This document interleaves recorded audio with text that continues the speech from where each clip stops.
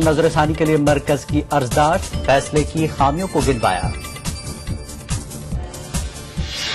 और उत्तर प्रदेश की आवाम मुल्क में राम राज्य कायम करने में अदा करें अहम रोल, यूपी की आवाम से नरेंद्र मोदी की अपील।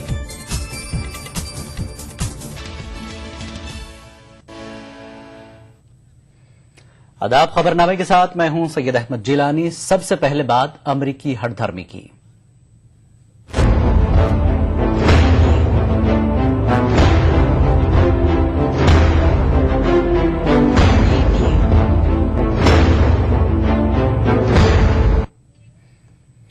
हिंदुस्तानी सिफारतकार देवयानी खोबरागड़े के खिलाफ इल्जामात के मामले में अमेरिका अपनी जिद पर अड़ा हुआ है। अमेरिका ने देवयानी पर आयद इल्जामात बिला शर्त हटा लिए जाने के हिंदुस्तान के मुतालबे को भी मुस्तरद कर दिया है, लेकिन हिंदुस्तान ने बातचीत के जरिए इस मामले में किसी लॉजिकल कंक्लूजन तक पहुंचने की उम्मीद जताई है। हिंदुस्तानी सिफारतकार देवयानी खोबरागड़े के साथ बदसलूकी के मामले में अमेरिका और हिंदुस्तान के दरमियान तनाज़ा जूं का तू है। हिंदुस्तान ने अमेरिका से मुतालबा किया है कि वो देवयानी के खिलाफ इल्जामात बगैर शर्त हटाए और इस मामले पर माफी मांगे, लेकिन अमेरिका ने हिंदुस्तान के दोनों मुतालबात मुस्तरद कर दिए हैं। अमेरिका की इस जिद के बावजूद हिंदुस्तान के वजीर खारजा सलमान खुर्शीद का कहना है कि देवयानी मामले पर अमेरिका के साथ बातचीत जारी है और किसी न किसी मंतिकी नतीजे पर पहुंचने में कामयाबी मिलेगी। When we get our conversation to a logical conclusion and there is an outcome, one way or the other, we will be very happy to share that outcome with you. I'm conscious of the fact that this is a valuable relationship between two countries. I think that as when we deal with each other, we have to keep that entire gamut of different dimensions of our relationship and keep in mind. And I think that goes for both of us. If we are conscious of this, I'm sure that they are equally conscious of this. If we think it's important to preserve that relationship, I'm sure that they think as well that it's important to preserve that relationship. ETV को मौसूल हुई इत्तलात के मुताबिक देवयानी मामले के हल के लिए हिंदुस्तान और अमेरिका के दरमियान बातचीत जारी है। इस मामले पर जुमा को भी हिंदुस्तान में अमेरिकी सफीर नैन्सी पॉवेल ने वजारत खारजा के ओहदेदारों के साथ बातचीत की। इससे कबल जुमेरात को इस मामले में अमेरिका की जानिब से कुछ मुस्बत इशारे मिले थे। जुमेरात को सियासी उमूर की अमेरिकी अंडर सेक्रेटरी वेंडी शर्मन और हिंदुस्तानी खारजा सेक्रेटरी सुजाता सिंह के साथ हुई बातचीत से मसले के जल्द अज जल्द हल की उम्मीद बंधी थी, लेकिन देवयानी मामले में हिंदुस्तान के मुतालबे पर अमेरिकी रुख में अब तक कोई तब्दीली नहीं आई है। नहीं, हम डाइल्यूट नहीं करेंगे। हमने ऐसे करना है कि जो हमारा स्टैंड है वो रहे। हमारी सुरक्षा प्राइमरी जो हमारा ऑब्जेक्टिव है कि हमारी वहाँ लेडी की सुरक्षा और उसकी डिग्निटी इंटैक्ट रहनी चाहिए, उसके लिए हम काम करेंगे। देवयानी मामले पर अमेरिका और हिंदुस्तान के वजीर खारजा के दरमियान बातचीत अभी बाकी है। उम्मीद है कि इस बातचीत से इस मामले का कोई हल निकल आए। भारत सरकार के कड़े रुख के बावजूद अमेरिका अपनी हेकड़ी छोड़ने को तैयार नहीं। ऐसे में अमेरिका में तैनात भारतीय डिप्लोमेट देवयानी खोबरागड़े के अधिकारों की अनदेखी इसी तरह जारी रह सकती है। ऐसे में विदेश मंत्रालय का यह कहना है कि बातचीत के जरिए इस मसले को हल किया जा सकता है। कैमरामैन मुनमुन के साथ शलन रुवांगू, ईटीवी न्यूज, नई दिल्ली। वजीर इत्तलात व नशरियात मनीष तिवारी का कहना है कि हिंदुस्तान ने अमेरिका को ये वाज़ेह कर दिया है कि हिंदुस्तान किसी भी सिफारतकार या अफसर के साथ बदसलूकी बर्दाश्त नहीं करेगा। उन्होंने कहा कि अमेरिका को चाहिए कि वो इस मामले पर गौर करे और पछतावे का इजहार करे। का सवाल है, भारत ने बहुत जोर देकर इस बात को कहा है कि अगर हमारे किसी राजदूत के साथ बाहर हमारे जो अफसर पोस्टेड हैं उनके साथ किसी भी तरह की बदसलूकी होगी तो उसे बर्दाश्त नहीं किया जाएगा। और देवयानी जी के साथ जो हुआ है वो बदसलूकी से भी ज्यादा था और इसलिए अमेरिका को चाहिए कि इस बात के ऊपर आत्मचिंतन करें, उसके ऊपर पश्चाताप करें, क्योंकि किसी भी मुल्क की जो डिप्लोमैट्स हैं या राजदूत हैं उनको इस तरह से का बर्ताव कोई भी मुल्क बर्दाश्त नहीं करेगा। और विदेश मंत्रालय ने अपने तरफ से, विदेश मंत्री ने इस बात को कहा है कि इसको हम एक निष्कर्ष पर लेके जाएं। बीजेपी ने देवयानी मामले पर सख्त रुख अपनाने का हुकूमत से मुतालबा किया है। बीजेपी लीडर रविशंकर प्रसाद का कहना है कि अमेरिका के दीदा दिलेरी हुकूमत हिंद को बर्दाश्त नहीं करनी चाहिए और पुरजोर तरीके से अपने मौकफ का दिफा करना चाहिए। उन्होंने कहा कि देवयानी को इस मामले में साजिश के तहत फंसाया गया है। देखिए, भारत सरकार के काउंसिलेट की जो छवि है और उनकी साख है, उनके साथ देश की साख जुड़ी हुई है और ये पूरा मामला जिस तरह से बनाया गया है वो झूठा है। स्पष्ट है कि उनकी मेड ने अमेरिका में रहने के परमिट लेने के लिए झूठा केस खड़ा किया है और एक अति महत्वाकांक्षी अटॉर्नी पीट ब्रावर ने इस तरह का खुराफात किया है। मुझे लगता है कि भारत सरकार को इस मामले में गंभीरता से लेना चाहिए और भारत एक बड़ा देश है, उसकी संप्रभुता बहुत इंपॉर्टेंट है। मरकजी वजीर कमलनाथ ने एक बार फिर अमेरिका से देवयानी के साथ किए गए नाजिबा सलूक पर माफी मांगने और केस वापस लेने का मुतालबा किया है। हमें स्वीकार नहीं है और स्पष्ट माफी मांगनी चाहिए और चार्जेस ड्रॉप करने चाहिए। ये जो खिलवाड़ किया जा रहा है भारत के साथ, ये हम किसी हालत में स्वीकार नहीं करेंगे। अमेरिका को समझना है कि दुनिया बदल गई है, समय बदल गया है और भारत बदल गया। खबरनामा जारी रहेगा एक ब्रेक के बाद।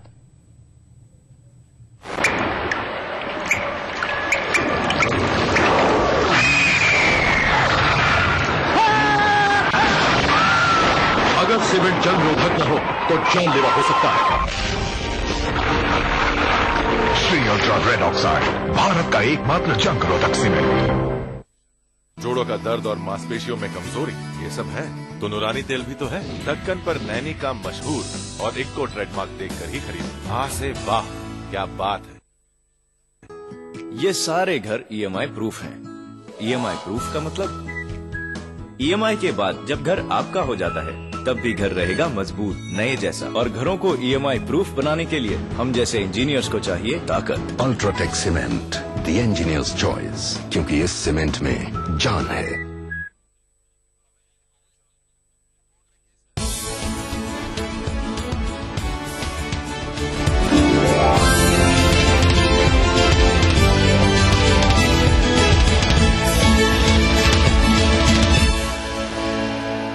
खबरनामे में एक बार फिर आपका खैर मकदम है।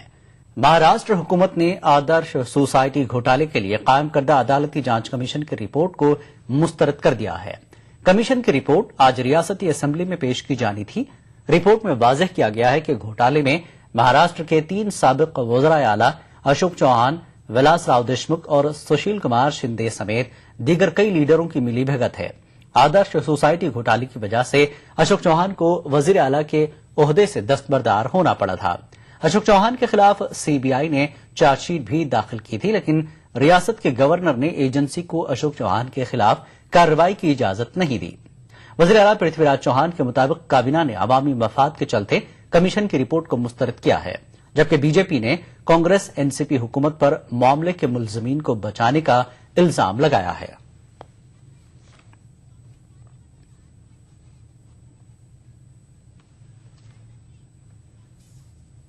इस पर हमें सवाल पूछना है राहुल गांधी से, वो खामोश क्यों हैं? आदर्श घोटाला ने देश को आंदोलित किया था। राहुल गांधी आजकल ईमानदारी की बात कर रहे हैं, कह रहे हैं लोकपाल हमने पारित करवाया, आरटीआई हमने पारित करवाया और उनकी सरकार पूरे आदर्श घोटाला के इतने बड़े पाप को छुपाने का प्रयास कर रही है और अशोक चौहान जिनको मुख्यमंत्री से हटाया गया उनके खिलाफ कार्रवाई करने से रोका जा रहा है। तो यही राहुल गांधी हैं जो सारे घोटालों पर खामोश रहते हैं और आदर्श को छुपाने की बात करते हैं और कहते हैं लोकपाल हमने पारित करवाया। ये है कांग्रेस का सही चिन्ह। मरकजी हुकूमत ने हमजिन्स परस्ती पर सुप्रीम कोर्ट के फैसले पर नजरसानी की अर्जदाश्त दाखिल की है। सुप्रीम कोर्ट ने दफा 377 के तहत हमजिन्स परस्ती को मुजरिमाना फेल करार दिया था।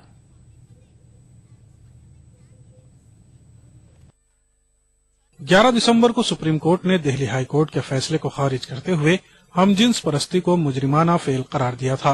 सुप्रीम कोर्ट के फैसले पर मुख्तलिफ समाजी तंजीमों के अलावा कांग्रेस सदर और नायब सदर ने भी नाराजगी का इजहार किया था। मरकजी वज़रा ने भी फैसले के खिलाफ सदाए एहतजाज बुलंद की थी। हुकूमत ने अपने एहतजाज को अमली जामा पहनाते हुए सुप्रीम कोर्ट में हम जिन्स परस्ती पर दिए फैसले पर नजरसानी की अर्जदाश्त दाखिल की है। हुकूमत ने अर्जदाश्त में सुप्रीम कोर्ट के फैसले में खामियों को गिनवाया है। इसके अलावा हुकूमत ने वजाहत पेश की है कि हम जिन्स परस्ती को मुजरिमाना फेल करार देना किसी की शख्सी आजादी तल्फ करने जैसा है। हुकूमत के मुताबिक सुप्रीम कोर्ट के इस फैसले के तनाजुर में हम जिन्स परस्त अफराद को कानूनी तौर पर हिरासत किया जा सकता है। हमारा मानना है और हमारा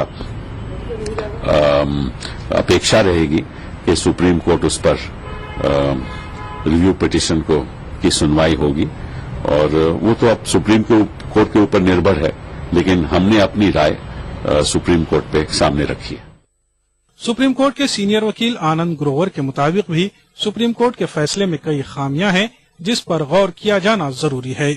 Just an example, can you intrude into the private space of all persons, whether they're homosexual or heterosexuals, into the bedroom?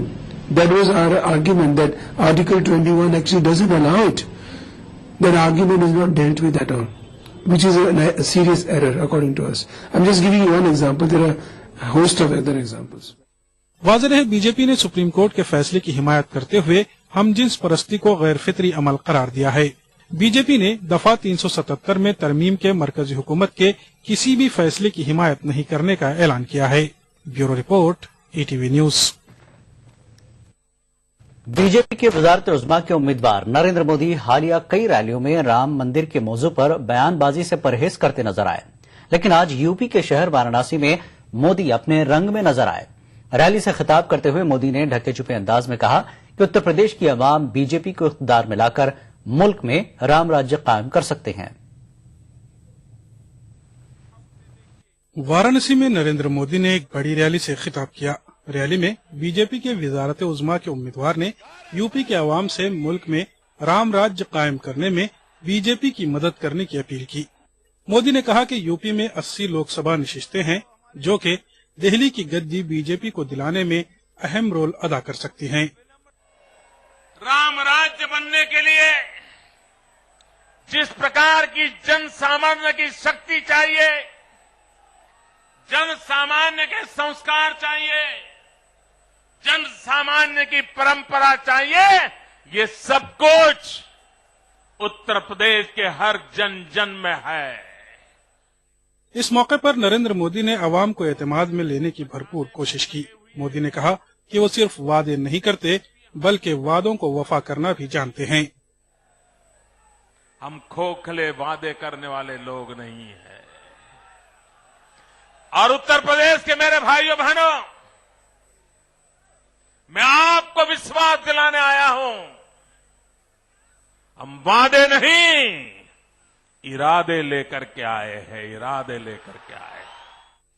Rally से खिताब करते हुए मोदी हरीफ जमात कांग्रेस पर तनकीद करना नहीं भूले। उन्होंने मुल्क में महंगाई और बदउनवानी के लिए कांग्रेस को जिम्मेदार करार दिया। Bureau report, ETV news. Chandigarh में इस्मत दरी का एक सनसनीखेज वाकया सामने आया है। इस मरतबा कानून के रखवालों ने ही इस्मत दरी जैसी शर्मनाक हरकत को अंजाम दिया। खड्डा लोहार इलाके में चंडीगढ़ के 5 पुलिस कांस्टेबलों ने 2.5 माह तक एक 17 साल लड़की को अपनी हवस का शिकार बनाया। बताया जाता है कि लड़की ने अपना घरेलू झगड़ा सुलझाने के लिए पुलिस को बुलाया था। बाद में कांस्टेबल ने लड़की को बहाने से बुलाकर उसकी इस्मत दरी की। इसके बाद उसके दीगर साथियों ने भी लड़की की इस्मत तार तार की। लड़की के भाई ने पुलिस में शिकायत दर्ज कराई। सभी मुलजिम कांस्टेबलों को गिरफ्तार कर लिया गया है और उन्हें नौकरी से बर्खास्त कर दिया है।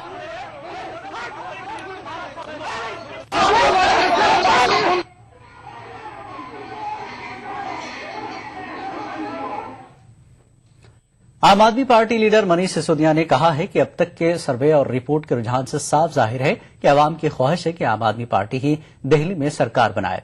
सिसोदिया ने कहा कि आवाम से सीधे राब्ते के बाद पीर तक आपका मौकफ वाज़ेह कर दिया जाएगा। जितना टेलीविजन चैनल पे सर्वेस चल रहे हैं या जो पब्लिक इंटरेक्शन हो रहा है, उससे निकल के आ रहा है कि लोग आम आदमी पार्टी की सरकार बनाना चाहते हैं। लोग चाहते हैं कि ये रिस्क आम आदमी पार्टी को लेना चाहिए। तो ठीक है, लेकिन अभी हमें लगता है कि हमारा सबसे अहम पड़ाव है जो जनता से संवाद है, लोगों के बीच जाकर उनकी पब्लिक मीटिंग्स करना।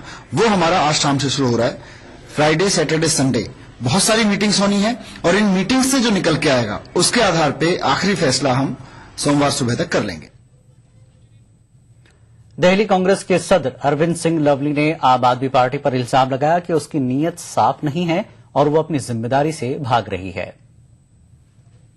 साफ है, क्योंकि जिस तरीके की भाषा का इस्तेमाल वो कर रहे हैं अपनी चिट्ठी में, कांग्रेस जो है वो 100 साल पुरानी पार्टी है और राजनीति में जो है एक स्तर होना चाहिए, राजनीति का एक मर्यादा का स्तर होना चाहिए।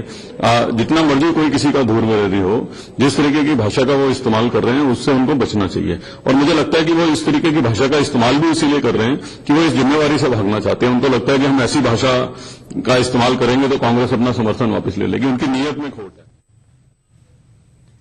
अमेरिका में हिंदुस्तानी सफारतकार देवयानी के साथ बदसलूकी पर हिंदुस्तानी हुक्काम में भी सख्त नाराजगी पाई जा रही है। नई दिल्ली में प्लानिंग कमीशन की सेक्रेटरी सिंधु श्री खुल्लर ने लाडली मीडिया के एक प्रोग्राम में अमेरिकी सफीर नैन्सी पावेल के साथ स्टेज साझा करने से इनकार कर दिया। खुल्लर ने कहा कि वो हुकूमत हिंद के साथ है।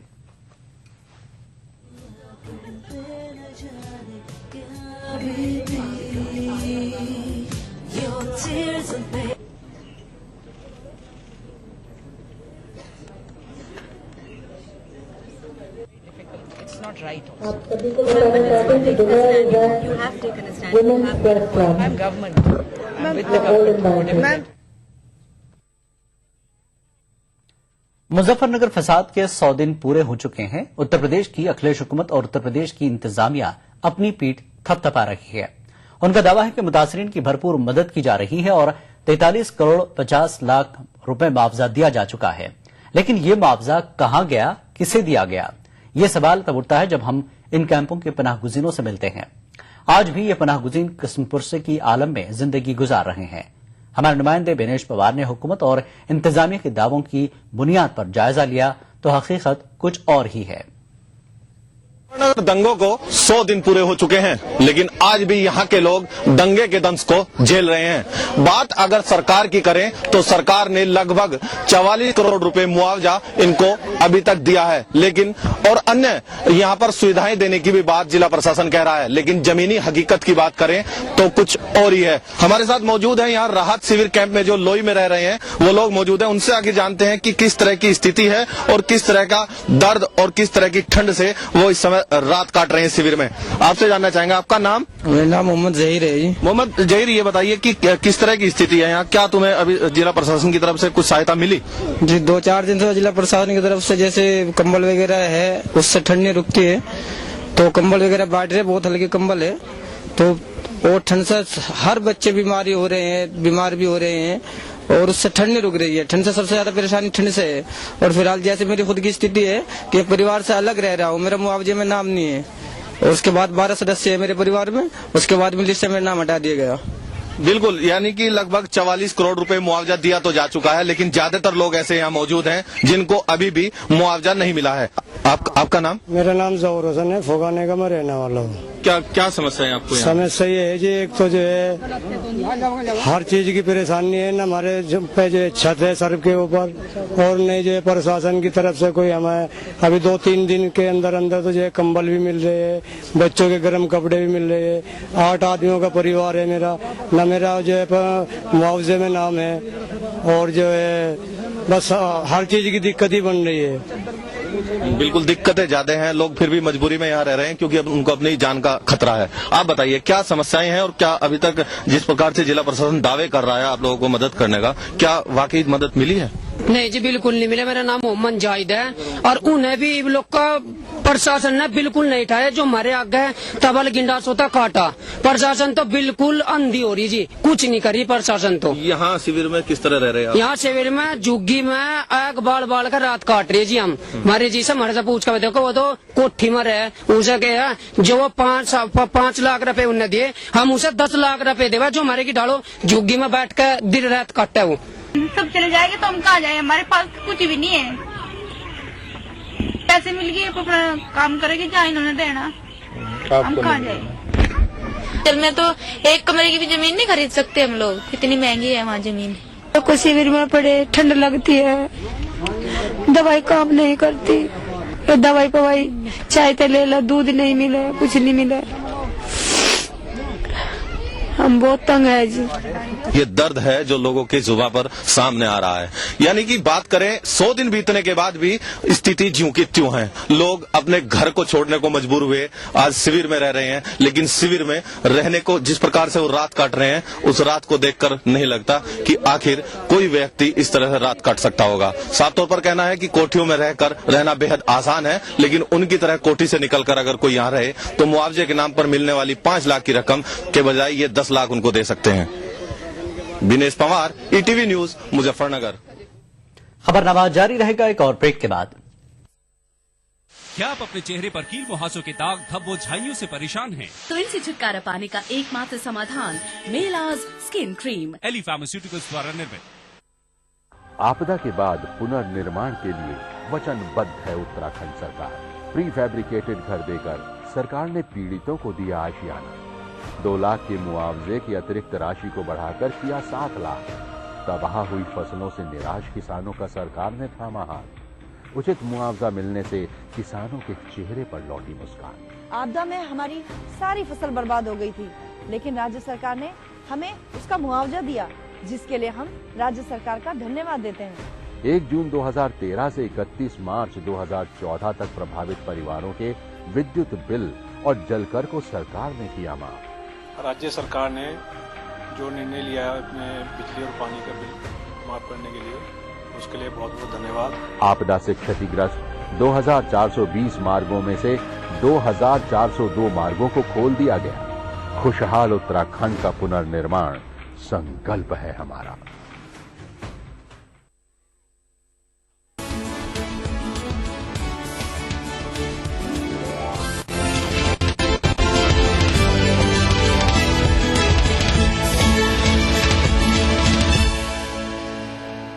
खबरनामे में एक बार फिर आपका खैर मकदम है। ईरान और 6 आलमी ताकतों के दरमियान जौहरी मामले पर गुज़श्ता माह हुए मुआहदे की अमलावरी के लिए जुमेरात को जेनेवा में एक बार फिर बातचीत हुई। बातचीत में 6 आलमी ताकतों, यूरोपीय यूनियन और ईरान के वफूद ने शिरकत की और जौहरी मामले पर हुए मुआहदे की अमलावरी पर तबादला ख्याल किया। जेनेवा में जुमेरात को यूरोपीय यूनियन, अमरीका, रूस, चीन, बरतानिया, फ्रांस और जर्मनी के वफूद ने ईरान के वफ्द के साथ जौहरी मामले पर एक बार फिर बातचीत की। तकरीबन 2 घंटे तक चली इस बातचीत में 24 नवंबर को हुए मुआहदे पर अमल आवरी के सिलसिले में गौर किया गया।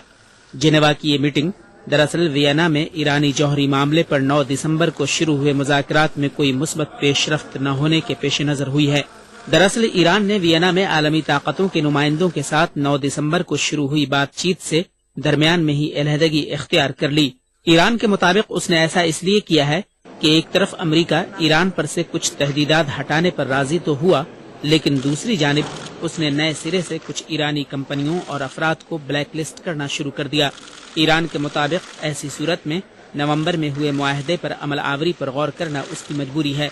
इस सूरत हाल को देखते हुए आलमी ताकतों ने एक बार फिर जिनेवा में ईरानी वफ्द के साथ बातचीत की और नवंबर में हुए मुआहदे पर अमल आवरी की राह तलाश करने की कोशिशें की, लेकिन इस बातचीत का क्या नतीजा निकला, इसकी तफसीलात फिलवक्त मालूम नहीं हो सकी हैं। Bureau report, ETV news. सदर बराक ओबामा और अमरीकी कांग्रेस के दरमियान ईरान पर इम्कानी पाबंदियों के बिल पर इख्तिलाफात सामने आए हैं। अमरीकी कांग्रेस ईरान पर मजीद पाबंदियों के हक में ऐवान में एक बिल को मंजूर कराना चाहती है, ताहम अमरीकी सदर इस बिल को वीटो कर सकते हैं। व्हाइट हाउस ने इस ज़िमन में कांग्रेस को खबरदार किया है कि ईरान पर नई पाबंदियों से सिफारती कोशिशों पर असर पड़ सकता है और मुजवजा न्यूक्लियाई मुआहदा मुतासर हो सकता है।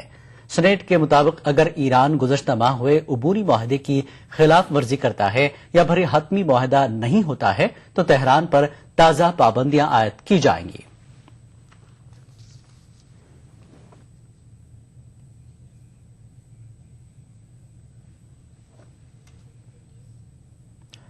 अमेरिका ने शोरिश ज़दा वस्ती अफ्रीकी जमहूरिया के हुकाम को तशद्दुद खत्म करके मुल्क में इंतखाबात कराने की सख्त अल्फाज में वार्निंग जारी की है।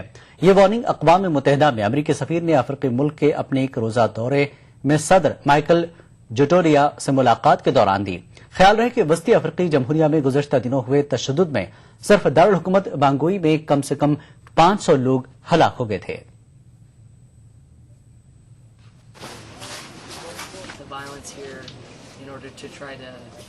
अक़वाम मुत्तहिदा में अमरीकी सफीर समंता पावर ने वस्ती अफ्रीकी जमहूरिया के अपने दौरे में उन कैंपों का दौरा किया जहां तशद्दुद की वजह से बेघर हुए लोगों ने पनाह ले रखी है। समंता पावर ने सदर मिशेल जोतोदिया से भी मुलाकात की। मुलाकात के बाद समंता पावर ने बताया कि सदर जोतोदिया ने आइंदा साल के आखिर तक मुल्क में इंतखाबात कराने और उसके बाद ओहदे से दस्तबरदार हो जाने का वादा किया है। Powerful people generally don't like giving up power. I think that's probably many of your experience, certainly my experience. It is extremely important that these powerful people, the President, the Prime Minister, and the head of the Council, have agreed to relinquish power as soon as those elections occur, and they have agreed to hold those elections no later than February 2015. सदर Michel जोतोदिया ने मुस्लिम से लेकर बाकियों की मदद से मार्च में इक़्तिदार संभाला था। ताहम उनकी हुकूमत की मुश्किलात उस वक्त शुरू हुई जब साबिका हुकूमत के फौजियों की हिमायत से ईसाई मिलिशिया ने खूनरेज मुहिम का आगाज किया। इस दौरान तशद्दुद नस्ली रंग भी इख्तियार कर गया जब गुज़िश्ता दिनों ईसाई बलवाइयों ने मुसलमानों और उनकी इमलाक को निशाना बनाया था। हालात को काबू में करने के लिए अक़वाम मुत्तहिदा की एक करारदाद के तहत वस्ती अफ्रीकी जमहूरिया में फ्रांस के 1600 फौजियों को भी तैनात किया गया था। Bureau report, ETV news. बरतानिया के दारुल-हुकूमत लंदन में जुमेरात की रात अपोलो थिएटर की छत का कुछ हिस्सा गिरने से कम 80 अफराद जख्मी हो गए। 4 जख्मियों की हालत नाजुक बताई जा रही है। जिस वक्त यह हादसा पेश आया उस वक्त थिएटर में शो जारी था और लोगों की एक बड़ी तादाद हॉल में मौजूद थी। तर्जुमान के मुताबिक शो के दौरान थिएटर में तकरीबन 270 अफराद मौजूद थे। हादसे के बाद तलाश और बचाव का काम मुकम्मल करके थिएटर को सील कर दिया गया है। हादसे के बाद वजीर आजम डेविड कैमरन ने ट्वीट किया और इमदादी खिदमात का शुक्रिया अदा किया।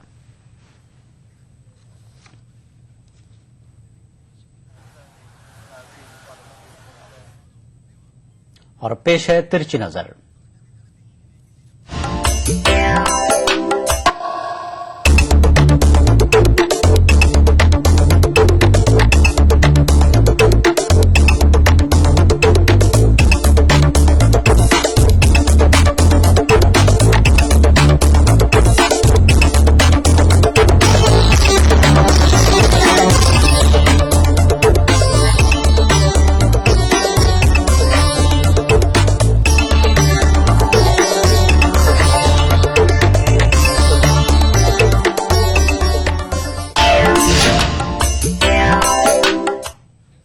और आखिर में सुर्खियों पर एक नजर।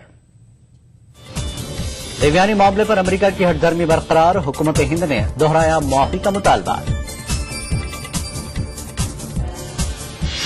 महाराष्ट्र हुकूमत ने 3 साबिक वज़राए आला का नाम आने के बाद आदर्श घोटाले की रिपोर्ट की मुस्तरद। बीजेपी ने मुलजमीन को बचाने का लगाया इल्जाम। हम जिन्स परस्ती पर सुप्रीम कोर्ट से फैसले पर नजरसानी के लिए मरकज की अर्दाश्त, फैसले की खामियों को गिनवाया। और उत्तर प्रदेश के अवाम मुल्क में राम राज्य कायम करने में अदा करें अहम रोल, यूपी की अवाम से नरेंद्र मोदी की अपील।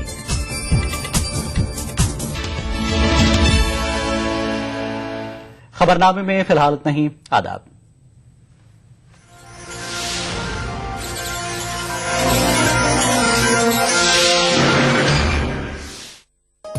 इस प्रोग्राम को पेश करने में ताउन किया बांगर सीमेंट, सस्ता नहीं सबसे अच्छा।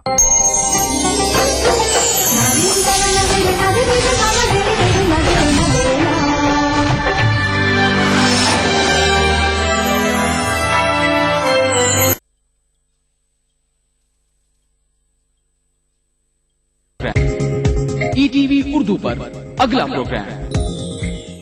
इस प्रोग्राम को पेश करने में ताउन कर रहे हैं Shri ultra red oxide, Bharat का एकमात्र जंग रोधक सीमेंट।